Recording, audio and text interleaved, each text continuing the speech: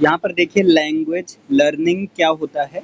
तो language learning refers to the process of acquiring the ability to understand, speak, read and write in a new language.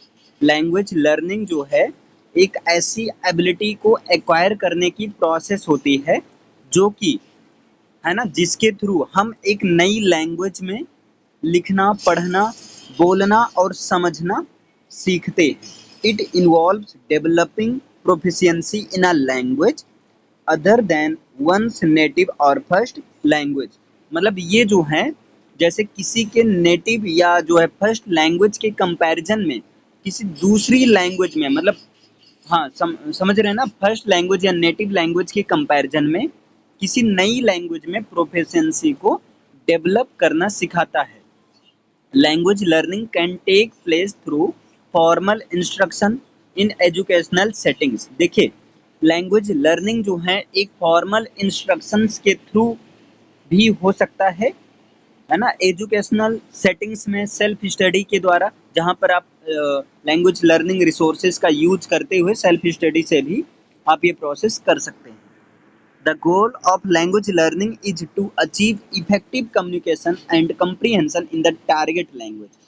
Language learning का जो गोल होता है वो ये है कि टारगेट लैंग्वेज में आप इफेक्टिव रूप से कम्युनिकेट कर सकें और टारगेट लैंग्वेज में ही चीज़ों को आप कंप्रीहेंड कर सकें। कंप्रीहेंशन वाली प्रोसेस को ये अचीव करना सिखाता है ना। Enabling individuals to interact with speakers of that language in various social professions and cultural text.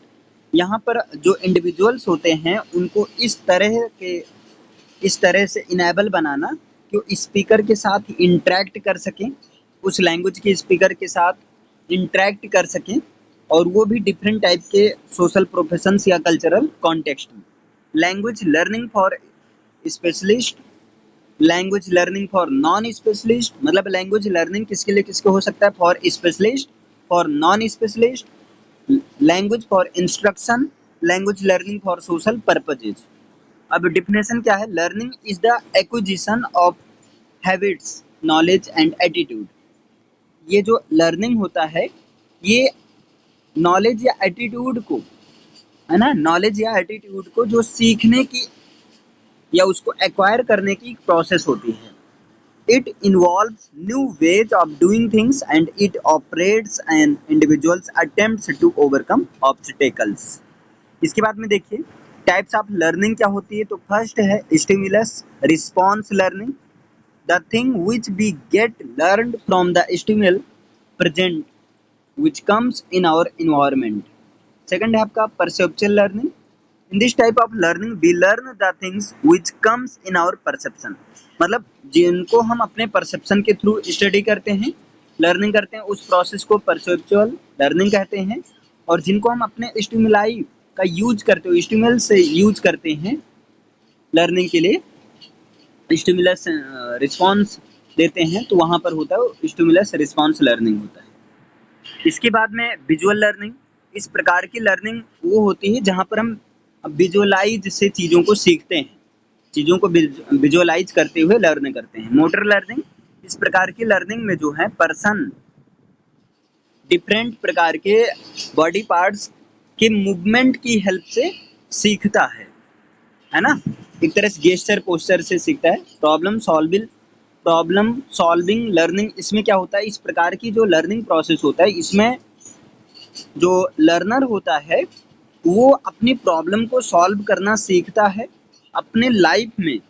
जब वो ऑब्स्टेकल्स को फेस करता है, ठीक है, तब वो अपने प्रॉब्लम्स को सॉल्व करना सीख जाता है।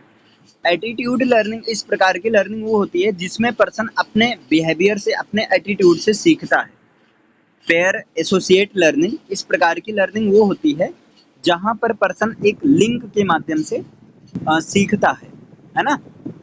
द ऑब्जेक्ट्स और events to the learning material which is almost familiar to the content of learning, मतलब ऐसी चीज़ों के ऑब्जेक्ट से जो कि उस लर्निंग के कंटेंट से बहुत ज़्यादा फैमिलियर होती है।